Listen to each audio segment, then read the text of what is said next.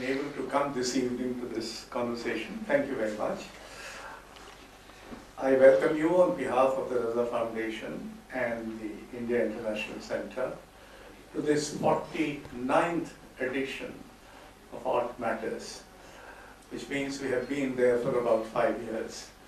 The same venue, and we are very happy that finally we got V. Ramesh to feature this evening in a conversation with Madhu Jain. I met V. Ramesh somewhat recently, and he was part of an exhibition that we had organized here as part of the IIC experience.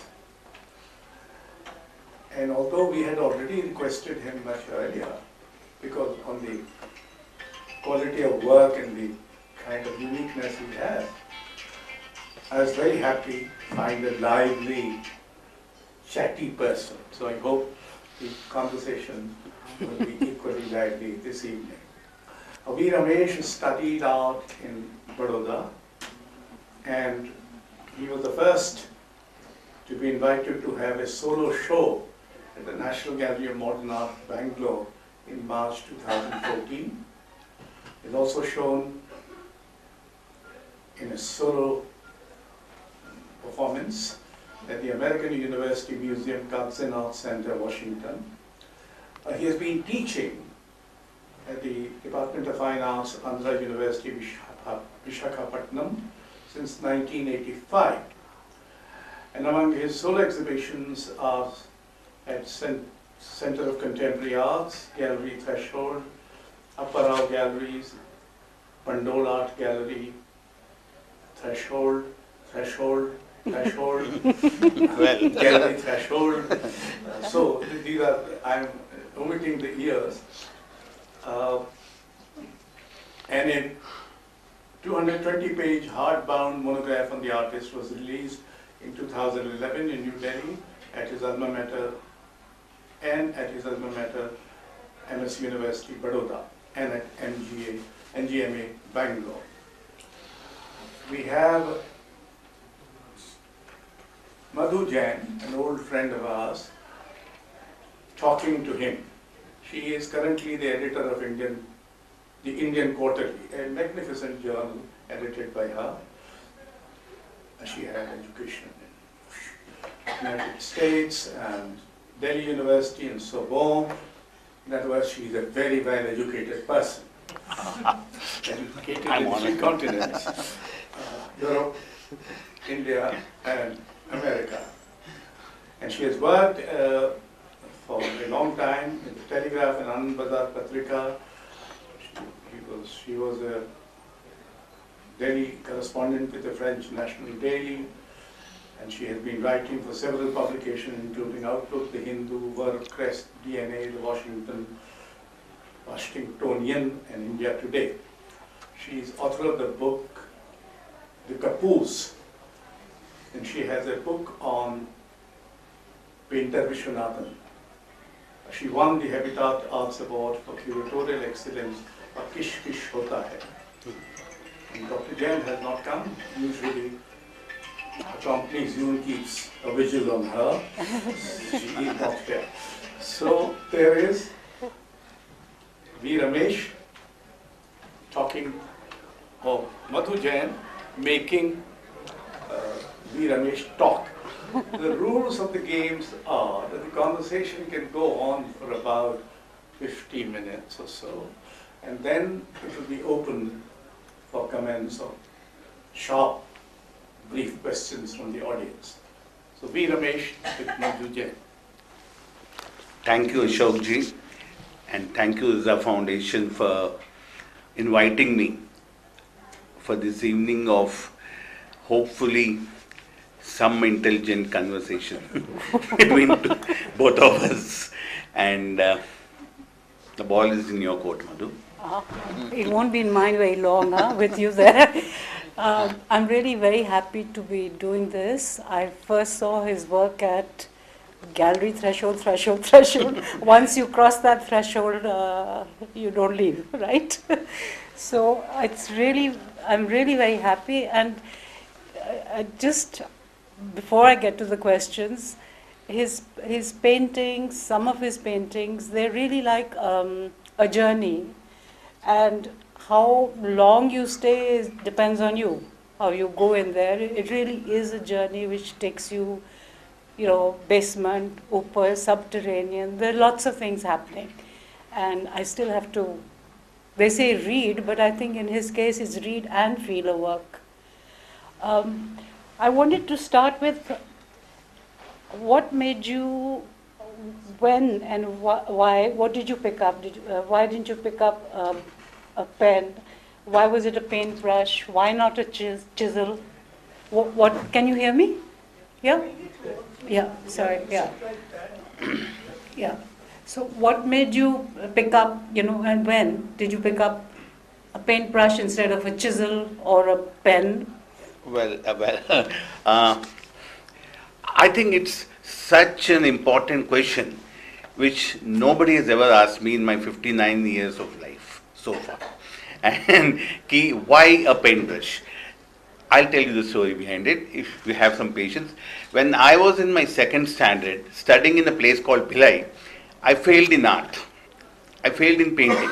So the teacher called my father and said, your son is quite good at studies otherwise, but painting is very poor. Why don't you send him for extra classes in the evening? So promptly I was sent every evening to go for an hour to learn art. And I think my father must have viewed the day that he had sent me, because years later, when he wanted me to become an engineer, I said, no, I'm becoming a painter. And I think that's how the interest started. And honestly, I think that's how it started.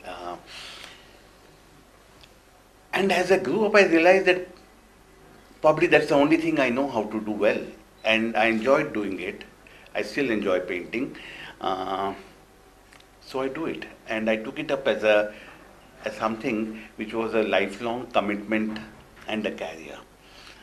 I suppose. We're all happy you did. I also wanted to, just earlier we were discussing abstract, figurative, modern, ancient. These are categories. This division of abstract and you've done both. I didn't know till today that he also did abstract. A small confession here, that when I passed out from Baroda in 1984, there was already a kind of stamp on all the people who were passing out from Baroda, that these people do figurative work, these people do narrative art, these people do a certain kind of art. And, well, I suppose I was part of it, and one was a bit hesitant to step out of that boundary and try out anything else. Years later, I had reached the stage where I was so comfortable with what I was doing. I'll probably show you a couple of images here to give you an idea of what kind of work I was doing earlier. I was so comfortable that fortunately, one fine day, I decided that this is not for me. Is it all I will be doing all my life? So I stopped painting oils, I stopped painting large sizes for about 3 years, and I think that's when I met Tunti. And I did this very small abstract dry pastel work, which I have not shown anywhere except probably with her. A couple of 98, I think I showed anyway. But that was kind of coming back to basics again for me, where I could contemplate and think about color. These are the most basic things. And then, of course, how should I put it? For me, it was a very momentous occasion. When something happened to me in my life, which I'll probably talk in further. So when I came back to painting, I had opened up, my heart had opened up to all kind of possibilities, to all kind of stories, to all kind of things happening around me, things which had happened earlier, things which were happening now. Everything was sacrosanct. Everything was sacrosanct in life. And that's how I approached the painting. And now, I was telling Madhu, I still fluctuate and oscillate between these areas of doing something very abstract and doing work which is totally realistic. I have no qualms about it. I don't feel guilty about doing this and that. I don't feel I have betrayed one for the other, which is how it felt. I think there are ways of talking and ways of saying things. There are things which have to be sung and expressed. There are things which have to be spoken, and there are things which have to be recited.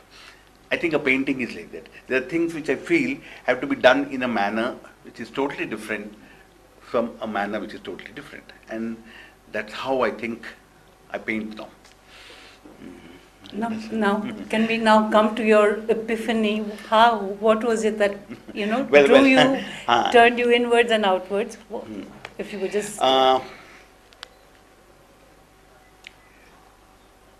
97, I've never spoken about this to many people, but I'm talking now because I think there's an occasion and all my friends are here. I was waiting at a railway station for someone. I happened to buy a book called India Magazine, which has stopped now. I think there used to be a magazine called India Magazine. And there was an article by this person called Susan Vishwanathan, who teaches in JNU. She had written about her first visit to a place called Ramanasham and how it kind of changed her and how she went there. I didn't know about this place, I didn't know about this person, but when I read about the article, there was a sense of familiarity. It's as if I knew about this person, it's as if I knew about this experience she was talking about. And for the next 1 year, I kept seeing images of Ramana wherever. Maybe I was looking for them.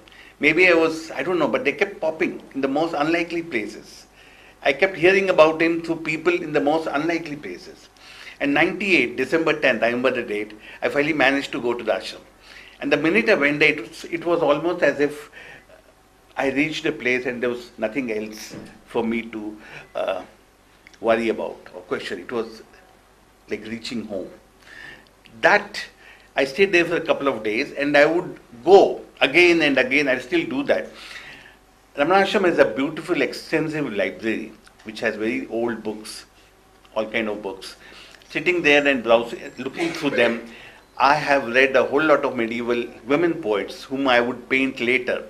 I read a whole lot of bhakti poetry, not just obviously in English because certain languages don't have access to them, but this opened a lot of doors for me. Doors for me, how should I put it?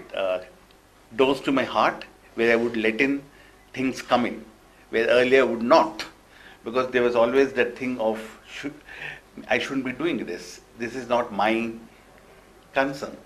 But now I was open to these kind of emotional experiences,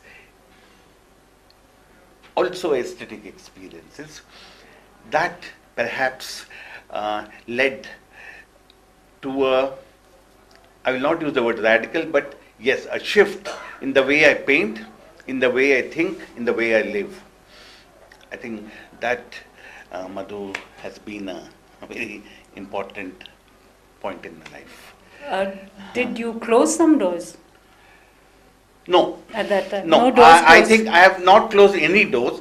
I have left them open, but it's just that a lot more things have entered than the earlier position of limiting it to a few things. I'm open now to a lot more experiences. And what I wanted to ask you was about this, the use of, allegory, memory, mythology. It's as if there is a time continuum. It hasn't stopped. There is no break. So you have so many, as in writing and painting, you have such a vast repository of stories.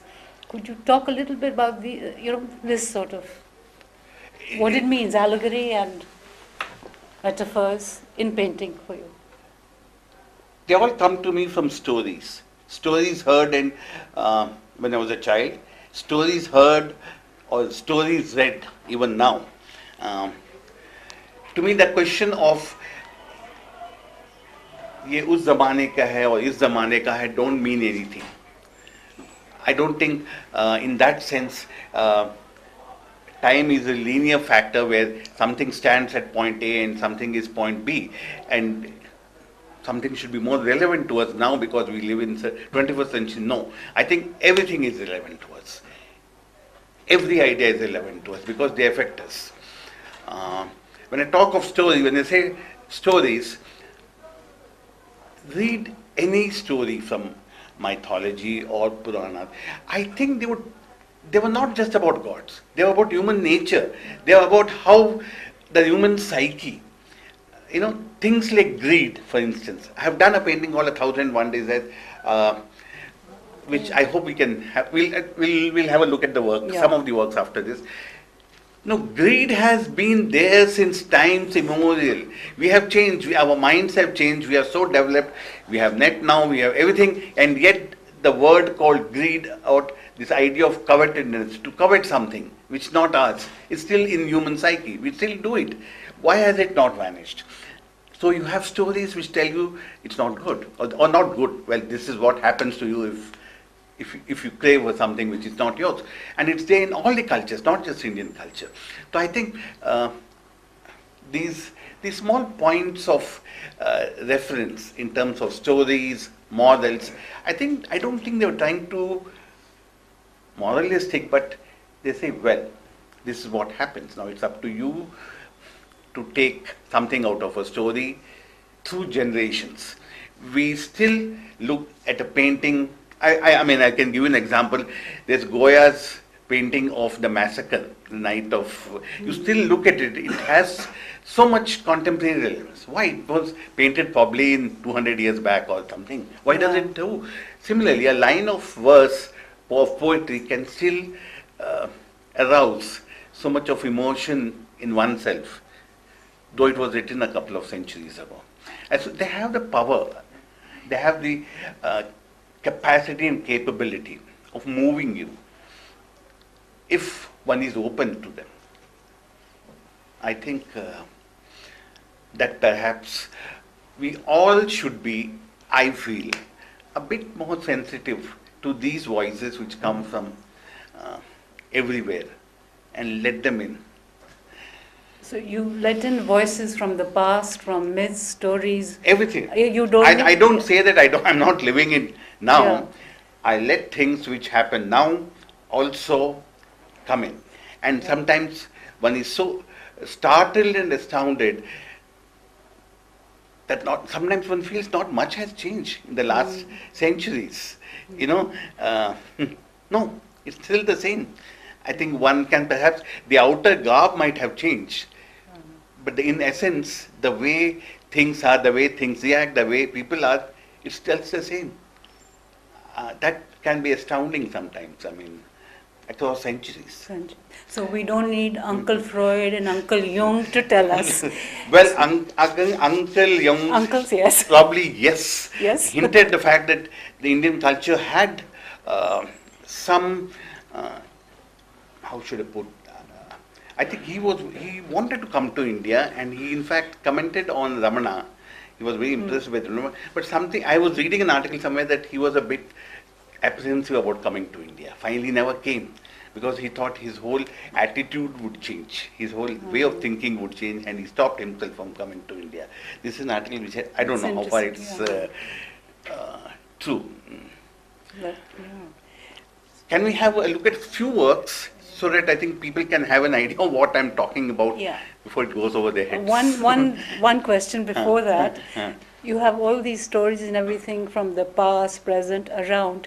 You also teach. I also teach. Yeah, right. So what are the students giving you? What are you getting from them?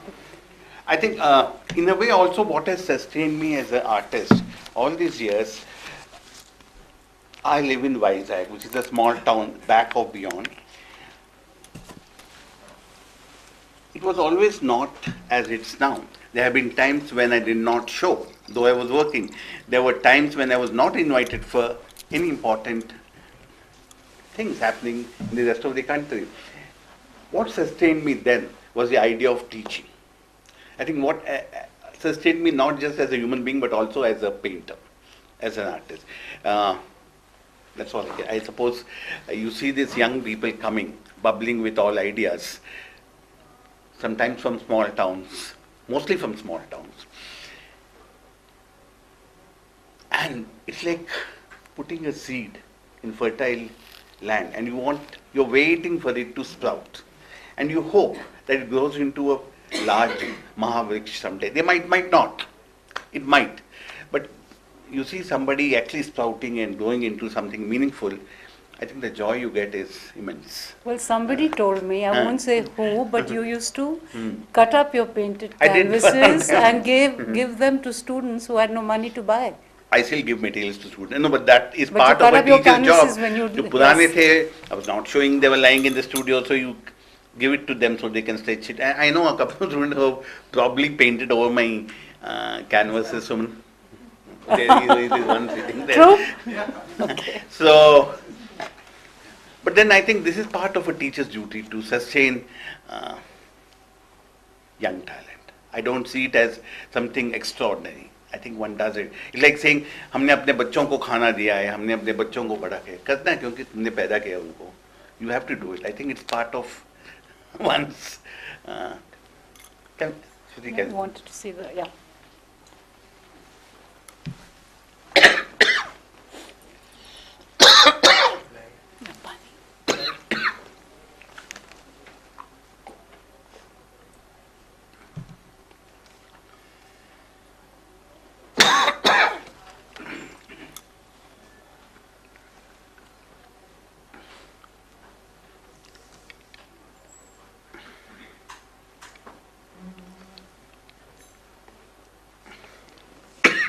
This was probably one of the most earliest work immediately after college. So you see a lot of figures, the kind of colors used, and the kind of volumes, which was so much part of my work. Solidity as well as volumes. Can we have the next work? Yeah.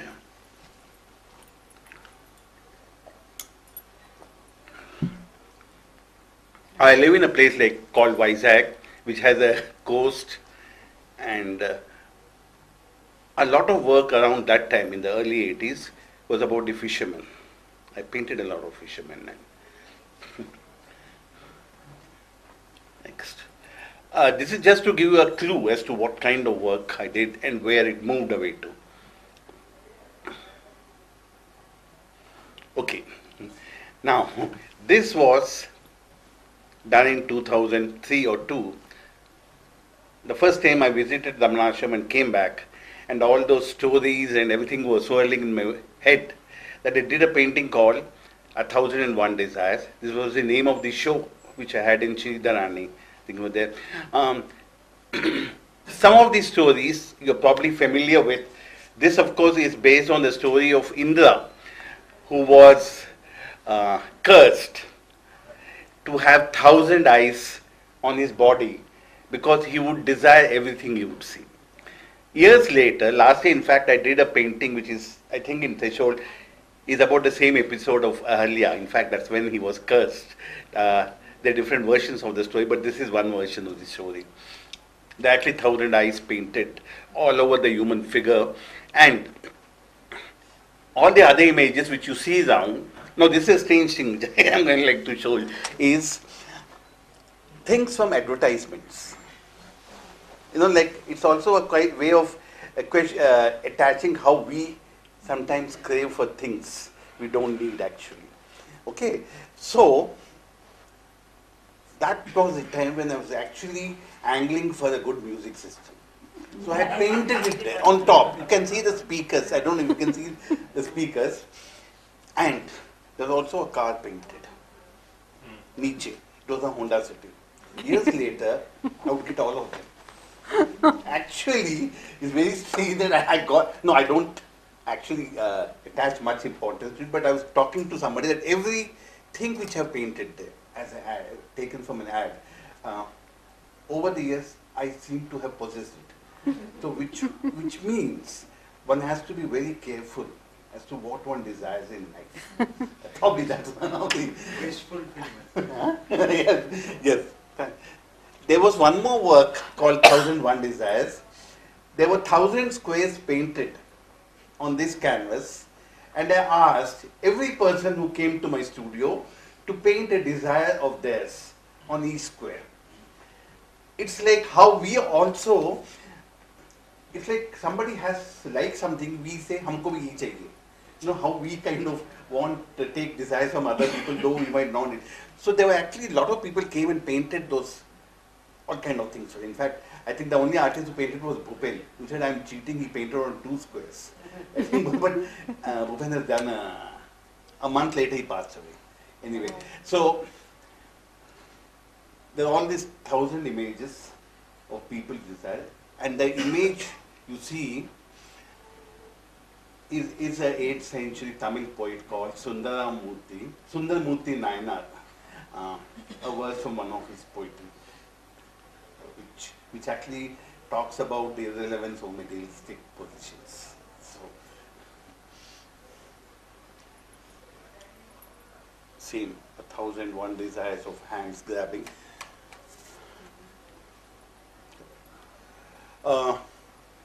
Some of these images are of stories and myths which I had read in the ashram. This, of course, there's a story called Ashtavakra in Indian mythology. Now that I thought was a very interesting story, and it talks of the primacy of wisdom over physical beauty. Ashtavakra was a boy, and when he was in his mother, he pointed out the mistakes when his father was reciting mantras. So his father curses him to be born with 8 defects in his body. His body has 8 bends. And because he had the audacity to question his father. Years later, of course, he becomes honest. But then this whole thing of truth and wisdom over something called physical beauty. It was something which was going on in my mind for the kind of times we live in, where perhaps physical beauty is given more importance, the physicality of things, than the integrity of the.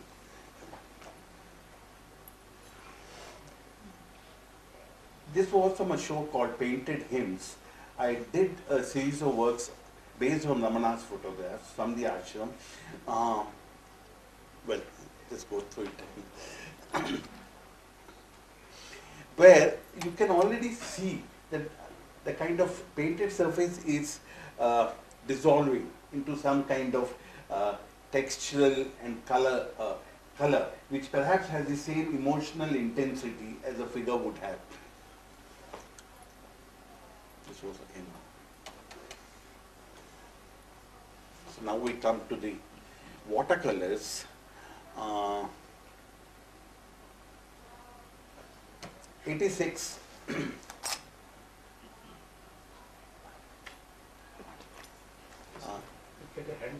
Oh, sorry. I think I'll just sit up. Most students do watercolors when they are student. I mean, artists do watercolors when they're students. I was always a bit scared and apprehensive about doing watercolors when I was a student, because there were these injunctions given about how a watercolor has to be fresh, how the white areas have to be so important that you can't mess around with it. So I never did watercolors. Years later, this was I think a show in 2008 which I had at 20. I said, why not? There was no teacher looking behind your shoulder, so I could actually mess around. Large watercolor sheets where I would actually even print with screen printing images with watercolors, wash them, scrap them, paint them, and I quite enjoyed them. And you see some images from that series. But here, for the first time, I began quoting from other poets into my work, primarily for the reason that I am not a writer, as she said. I am not perhaps articulate with words, but I could quote from other poets. to extract the kind of emotional intensity which I wanted in my works. So some of these poets quoted are basically medieval bhakti poets from the Tamil period, whom I have read in the ashram. Can you just go? This one. Yeah, just to give them an idea. This is an image which I have painted so often. She is a poet called Karaikal Amma, a poet from the 5th century, a wonderful poet because I really like the story with her. That here was a person who actually asks a boon from God to make her look so ugly that no man would look at her with desire. She is set free for once and all, that she can actually roam around the face of earth naked, wherever she wanted to go, and write and recite poetry. And there's a beautiful chola bronze of this poet. I mean, I think one of the American museums has it probably. So I took that as a reference and have done quite a lot of images. I mean, quite a lot of versions of the same image. This is a watercolor. This is the oil of the same thing. Yeah. So that's how I have come to my medieval women poets, Akka Mahadevi from Karnataka, if people are familiar. Lal Ded from Kashmir, whom I have painted. So, as I was talking about how I fluctuate between something which is totally abstract and again realistic, here is another work which was probably done in the same period. It's a bad shirt, but I don't know if you get an idea of what I'm talking about. This work, Mona and Amitav, you saw it in the India Art Fair. That large landscape. I'm sorry. This again is on Lal Ded, which kind of borders on totally being abstract.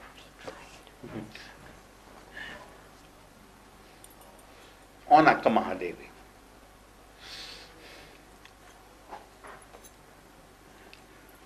Karaikal Amma again. So what I'm trying to tell you is right now, my work kind of fluctuates between areas of being totally realistic, which is like this, and again something which can be totally abstract. I think I find it quite fulfilling that I can speak in these two languages without any guilt. Now, No, you can write. I never said you couldn't write. Can you? I think we'll go to questions soon. But can you talk a little bit about the women poets? There were four or five. No, Lal Ded was only one. I have painted Lal Ded, I have painted Karaikal Amma, I have painted Akka Mahadevi, and I also painted somebody called Andal. Andal, because I heard this story and it has so much of erotic overtones which people suppress. Andal is a poet whose verses are read in every Vishnu temple in the south in the month of December, January. I think no poet gets that kind of honor to be read. And her father was a garland maker, would make this garland for the temple deity, and this girl would wear it every day before the garland was sent, which is sacrilegious. You don't wear garlands meant for the Lord. And one fine day, the father discovers, because there's a strand of her hair in the garland.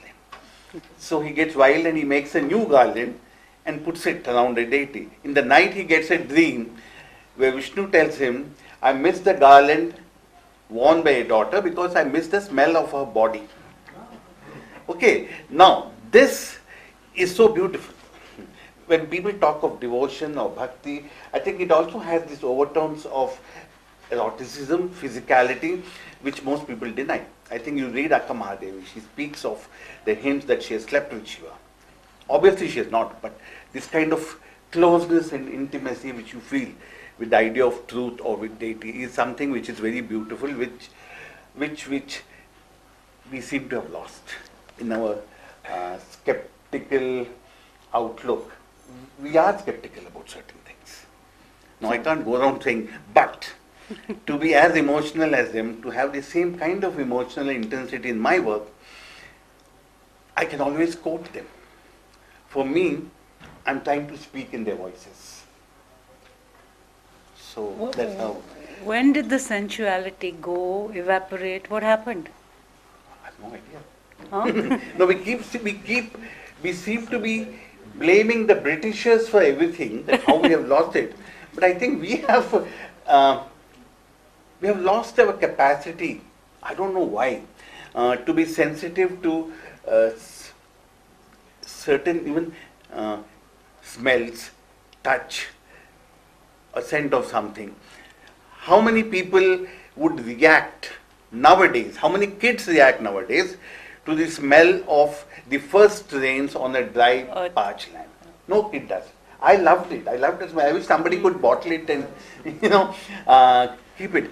But I don't see any kids even actually coming out when it rains, because we have lost it. I think we have lost our capabilities for certain sensitivity towards these physical attributes of life around us, very sadly. And I think that's Pollution, amongst a lot else, is responsible. The text that you use, it's all very layered in your work. It's like you've said it, palimpsest. I hope I pronounced it right. There are so many things and levels in the work, and this whole, not even marriage between text, the poets and the image. How does one not be literal? How do you that is a that? problem which I have, because when I probably started it in a very simplistic manner of having an image and putting the text there. But then it's not so simple as that. I'm a painter. I cannot just put 2 lines of poetry there and say my work is poetic. There has to be a means. And there were no precedents for me. People who spoke of devotion or bhakti or ibadat in painting. I could not, there are people that attribute these ideas to abstract painters like Guy Tonde or somebody, but that's neither here nor there. To actually find somebody who was talking of these things in their work, I could not find anyone. So I still am trying to find a means, to find a language which perhaps integrates both the text as well as the painted image in a manner which is not 2 separate entities. So hopefully. And your garlands speak. They write the way you use the garland. Yes. It's poetry. I've realized one thing, that for me it's very important that when I read a line of poetry, I read a line of text, unless it hits me here, it touches me here, I cannot paint it. Now there's one way of saying I'm putting it on my work, but it's not true. It will bother me. I cannot sleep in the night. I will not be able to sleep, because something has to touch you here before it goes on to the canvas, and I can share it with all of you or with the audience. And that's the way I suppose I function. You can't Google for it, right? No, I don't know. No, I don't know if it sounds very melodramatic, but I suppose that's how it works for me. It has to. And as I was telling someone, there are ideas and words and line, poetry, text, everything. They're like seed which I put into my brain or heart, and I wait for the rains to come. Sometimes some sprout, some die, some wither away. It does not matter. The ones which sprout are the ones which will probably stay and bloom. So before we open this to questions, I wanted to know which seed is sprouting now. Well, nothing. Right now my studio is being renovated, so I have no place to work. So I'm. But these are smaller seeds. Smaller seeds. Seeds are meant to be smaller. had this huge job of looking after his large canvases. Oh, That's why the insistence of smaller seats. Yes, question, come on. Sunil. I find it quite incredible Ah. how you. I've always found your work incredible for the manner in which you can marry the figurative to utter abstraction. Hmm. And in that sense, you've never had a precedent. And that's why Yeah. something resonates long after you viewed the image. And obviously, it's the kind of integrity and honesty you bring to your own resonance, unless it doesn't resonate with you. Was it very tough to find this material of yours, or you arrived at it? I'm very interested in your early trajectory. This is distilled work, what we look at now. At least what I've looked at for the last decade and a half. It was tough because there were times when one reached a wall and there was no passage. Where did I go? Where did I look? What could I look at? To tell you the truth, every time it happened, Neelam, my friend who's sitting there, should probably tell you, I would go running for a couple of days to this retreat where I go there, Ramarasham, and sit there happily and come back. And it worked. It worked for me. I could pick up the brush and move forward a bit. I don't do it very often now because I think I see a glimmer of light at the end of tunnel. I hope so. And but yes, it was tough for me too, because I could not talk about it to anyone. Yeah. I could not look at anything, or I could not read about it anywhere, and one had to find that way oneself. So. Also the kind of deep spirituality you bring to work. And the kind of skepticism with which the work was received.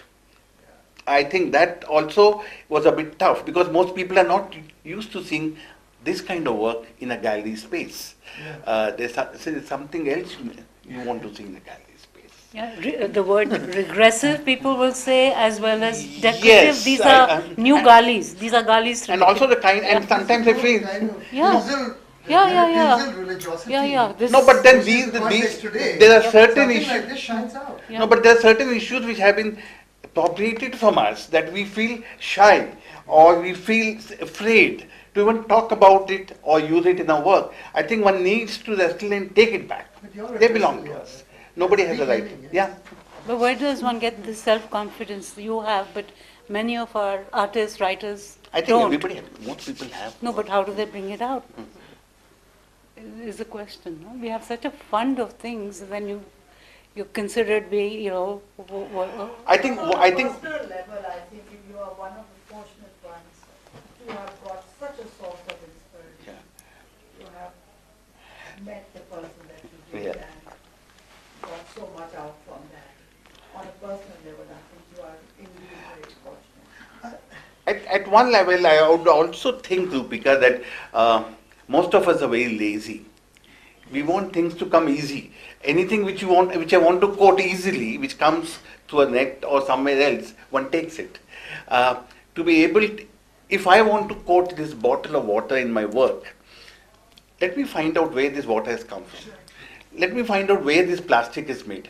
Let me find out how many people this bottle manufacturing factory has displayed.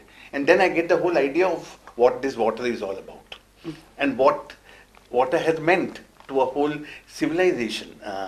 And then when I paint water, I think it means a lot. It becomes something very important rather than just say, you Google and say catch water or some such thing.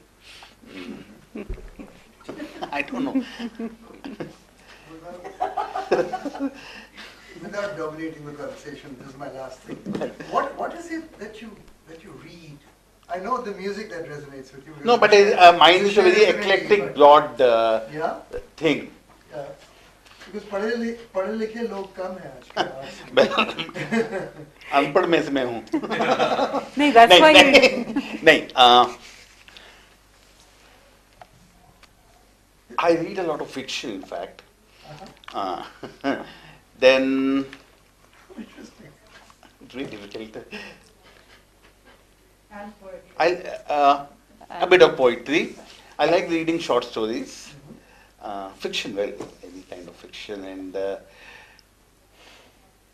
Why fiction? I don't know. Well, No. Were there painters that were like, that you looked up to in your, when you started, or as of now, peers that whose work resonates with the you? first painter, the first painting I ever saw in my life, a real painting, not a reproduction, in a proper space, was Gayatonde. Really? Yes, in Pandol. Huh? I was a student going back from Baroda, just joined Baroda, and I was going back for a vacation. I had to change trains in Bombay. So I walked into Pandol, old man was sitting there, Kali, and there was this yellow, it was glowing. It was like, God appears before you or something, a revelation. And I come back home after the vacation, and I tell Nasreen about it, and she kind of talks in Gayatonde. Gayatonde and she were good friends, I believe, and she always kind of approved of Gayatonde. I think that has remained with me as a work.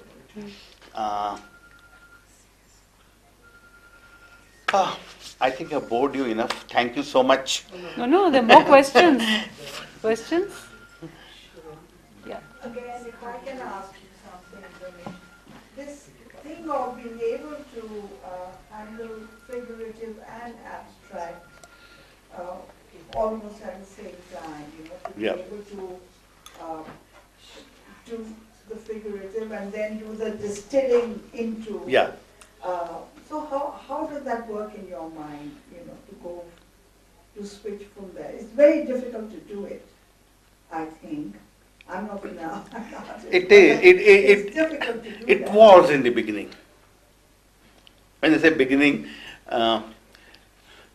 when I did my first work, when it actually began as a figurative work and kind of moved into this painterly surface of being totally abstract, of being texted. There was a small work here, I think, Mitav and all. It was like a leap of faith.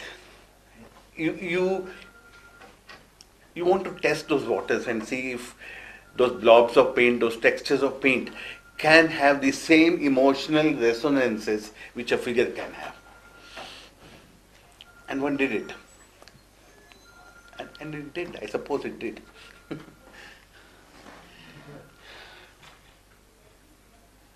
I mean, on a more personal note,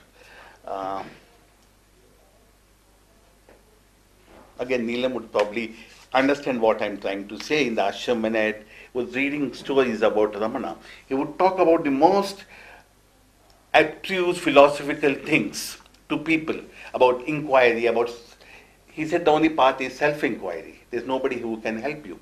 Yet, at the same time, he would come down and talk about things in a very simplistic, story-like manner. The same truth can be expressed in so many different ways, and one should be open to it, both as a teller, both as a receiver. I think we have lost the capability, or we refuse to believe that there are so many ways of telling truth, so many different ways. We want one path, which is not possible. It comes across in your paintings, Ravi. It Really comes does. across in your paintings, and I think that spiritual element is so I would kind of not highlight the fact about the spiritual. See, it's spiritual is not just going to an ashram, Neelam. Spiritual, I think I see something very nice, a precious, rare, or delicate. I think that's the most spiritual feeling I get. I read a good book, a good sentence. I think it can be spiritually uplifting. You read a line of poetry which says, "Oh my God, ऐसे भी कहा जा सकता है," and you say that can uplift you beauty is as much as anything can.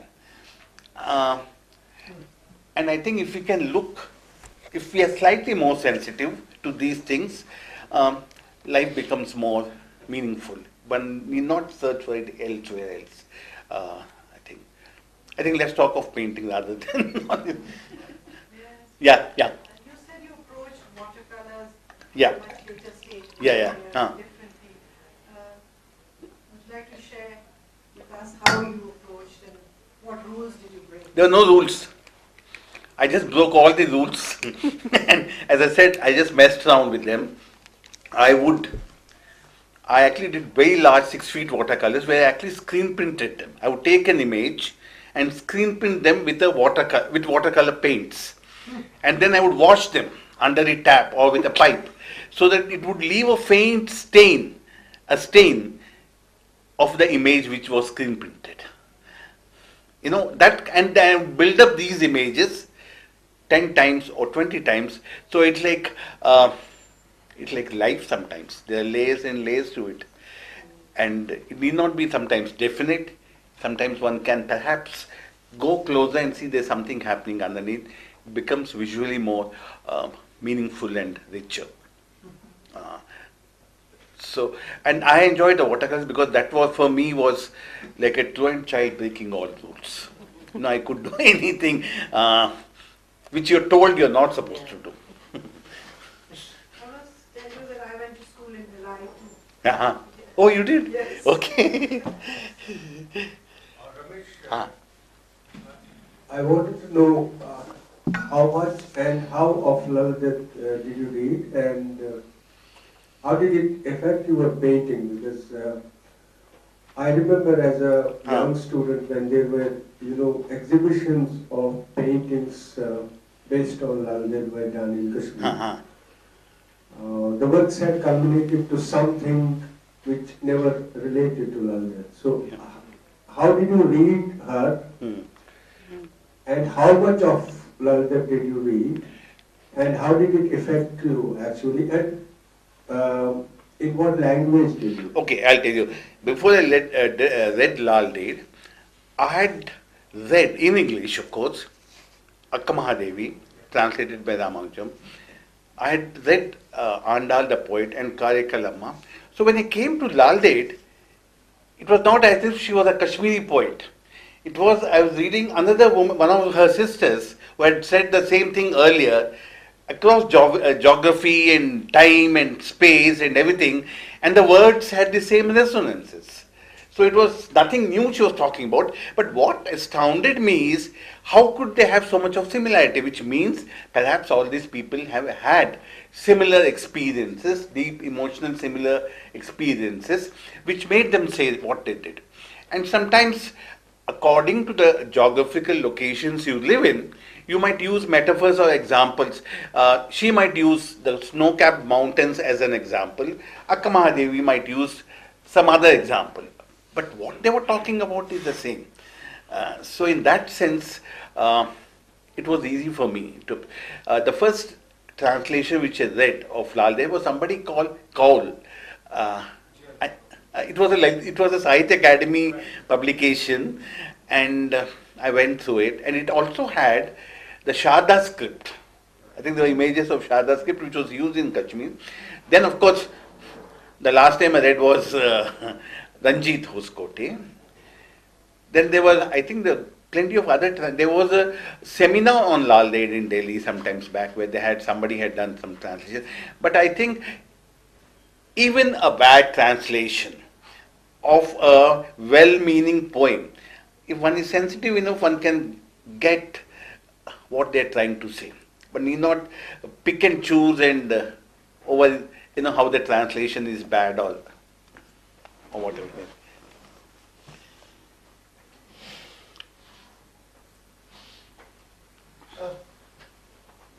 Question stroke observation.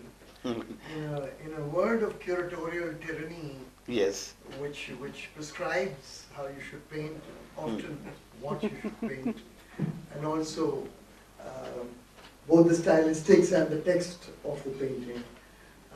How lonely has your quest been? And it's a very lonely furrow that you.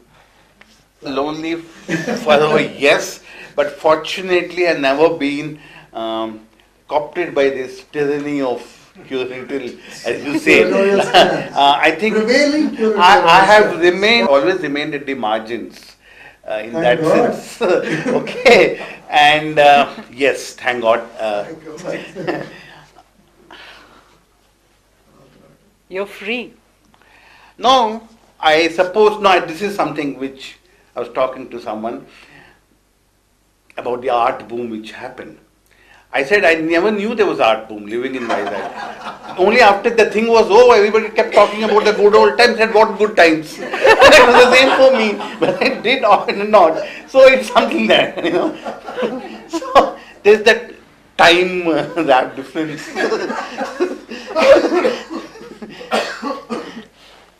Wow. Any more questions? I think the hour is striking. There's still time. If there are questions, it'd be lovely. Or you can, Sunil, reliable. Look, mine is an adoration. I have no questions. Everybody seems to be here, but It would be the painters who come Are up there with any more slides from it? they went very fast. I have We to should- say your Pardon? slides didn't do your work. They want to- Tremendous. See them No. again? Actually, Yeah. 20 has a more. No, I sent it back. We send it back. You said you were carrying out. Maybe we can just see these again. Again, I think they went by And the lights fast. off, maybe. Yeah, because the slides just didn't do justice to the work. Your work is. No, this was a last moment decision. I thought both of us would be so dry बैठ के what will we talk about painting, you know, for an hour. So थोड़ा images होने से अच्छा like an item number.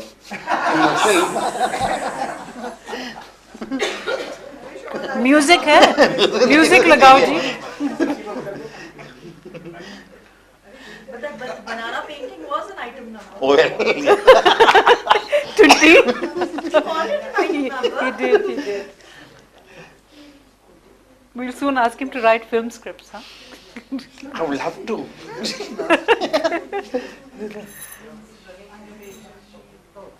Bananas, Jyoti. We're married. We take these jibes at each other.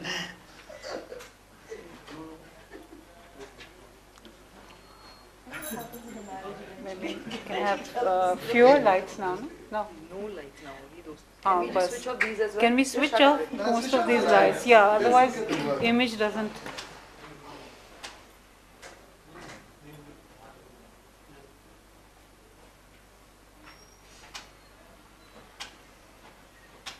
How's the doing?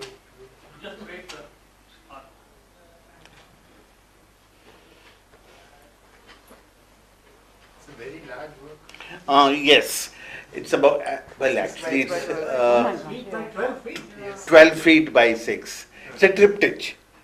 I used to work with triptychs, you know, 3 canvases. That was the kind of fashion of the day, I think, in Baroda, that you did diptychs and triptychs. Yeah, it's a triptych, yes.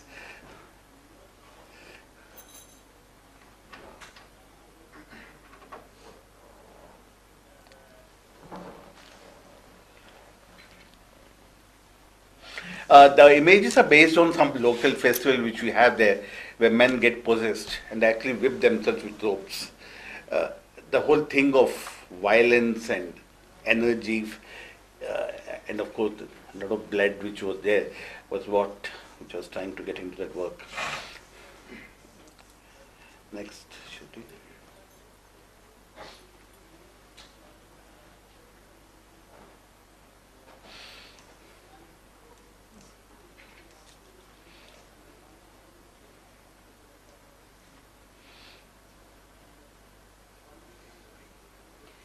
This reminds me of some of the medal of the body, the Yeah, human. yeah, yeah, There's yeah, a yeah. thing like that, yeah.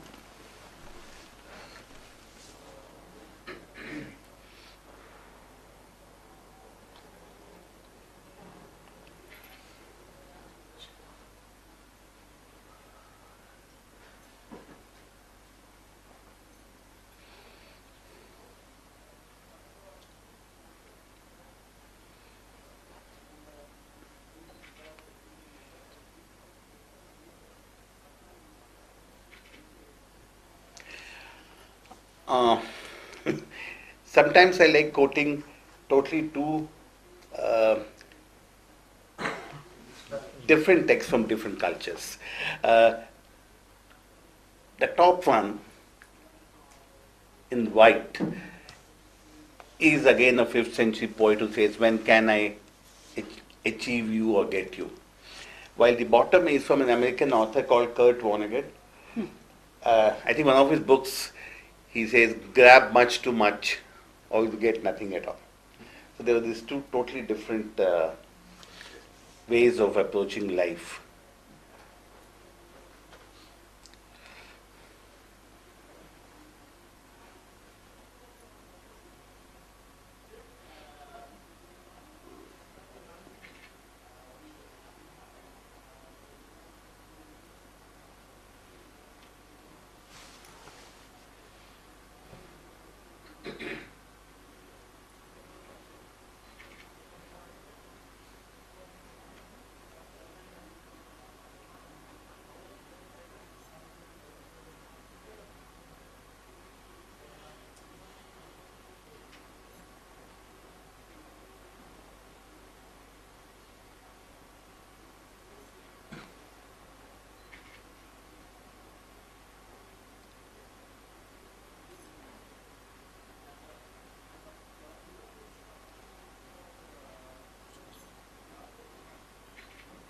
Maybe we can talk about the paintings nowadays.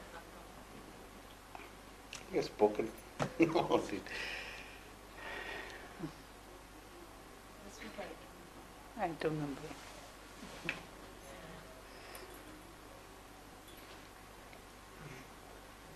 What is the title of this?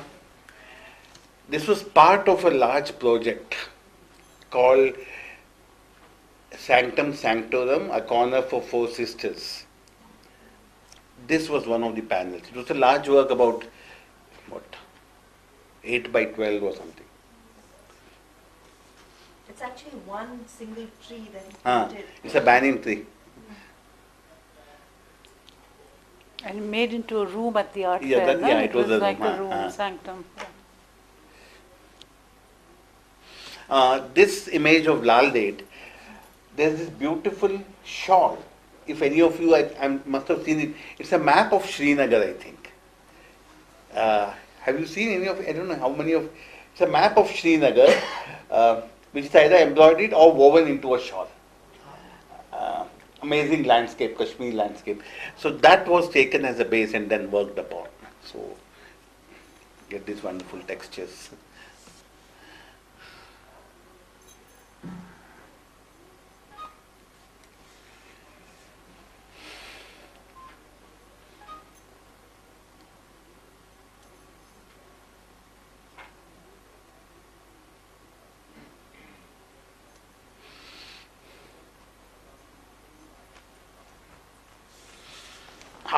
Thank you all for bearing with us.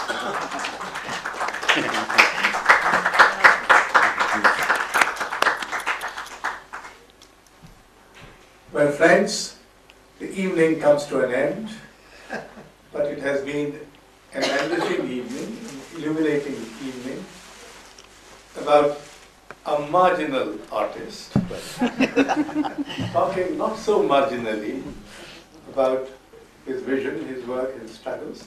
I hope you enjoyed the conversation. Thank you, Madhu Jain, and thank you, RAMESH. And may I present you with some flowers.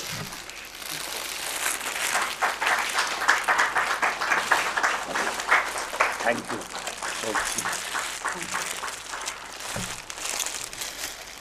And the next Art Matters takes place on 15th of November. Yes, and you will have a conversation with Sonal Mansingh. Thank you. You can now go wherever you want to go.